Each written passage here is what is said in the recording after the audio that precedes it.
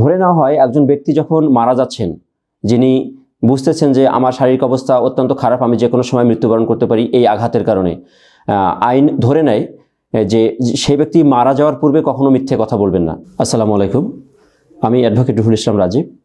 আজ আইনের নতুন একটি বিষয় নিয়ে আপনাদের সামনে আলোচনা করব, সেটি হচ্ছে মৃত্যুকালীন ঘোষণা। আইনের ভাষায় যেটিকে ডাইং ডিক্লারেশন বলা হয়। আমাদের সাক্ষ্য আইনের 32 ধারায় ডাইং ডিক্লারেশন সম্পর্কে বলা রয়েছে। এই ধারার বিষয়বস্তুটা হচ্ছে, যদি কোনো ব্যক্তি মৃত্যুবরণ করেন অথবা যদি কোনো ব্যক্তি নিখোঁজ হন, সেক্ষেত্রে মৃত্যুর পূর্বে ওই ব্যক্তি চিকিৎসকের নিকট অথবা তদন্তকারী অফিসারের নিকট অথবা এমন কোনো ব্যক্তির নিকট যদি তার মৃত্যুর কারণ সম্পর্কে কোনো বর্ণনা দেন, অর্থাৎ তিনি কার দ্বারায় কীভাবে আঘাতপ্রাপ্ত হয়েছেন বা কার দ্বারা কীভাবে জখমপ্রাপ্ত হয়েছেন, এই সংক্রান্ত কোনো যদি বিবৃতি দিয়ে যান, পরবর্তীতে বিচার আদালতে সাক্ষ্য প্রমাণের সময় তার বিবৃতিটি অত্যন্ত গুরুত্বপূর্ণ সাক্ষ্য হিসেবে বিবেচিত হয় এবং বিজ্ঞ আদালত তার সেই ডাইং ডিক্লারেশন বা মৃত্যুকালীন ঘোষণার উপর ভিত্তি করে আসামিকে সাজা প্রদান করতে পারেন। কারণ আইনের ভাষায় বা আমাদের সাক্ষ্য আইনের যে বিধিবিধান রয়েছে, সাক্ষ্য আইনের বিধিবিধান অনুযায়ী মৃত্যুকালীন ঘোষণা বা ডাইং ডিক্লারেশনের গুরুত্ব অপরিসীম।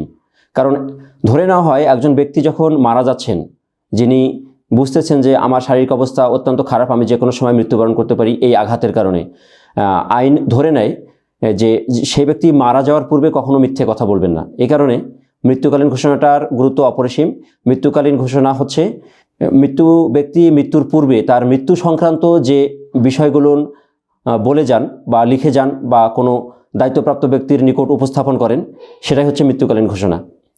তবে এক্ষেত্রে একটি বিষয় খেয়াল করতে হবে, যদি কোনো ব্যক্তি মৃত্যুর পূর্বে কাউকে কোনো এরকম বক্তব্য দিয়ে থাকেন তার মৃত্যুর কারণ সম্পর্কিত, যার নিকট তিনি মৃত্যুর কারণ উপস্থাপন করেছেন, অর্থাৎ যার নিকট তিনি মৃত্যুর কারণ বর্ণনা করেছেন, তাকে বিজ্ঞ আদালতে এসে সাক্ষ্য প্রদান করতে হবে। সেই সাক্ষ্যের ভিত্তিতে বিজ্ঞ আদালত আসামিকে সাজা প্রদান করতে পারেন।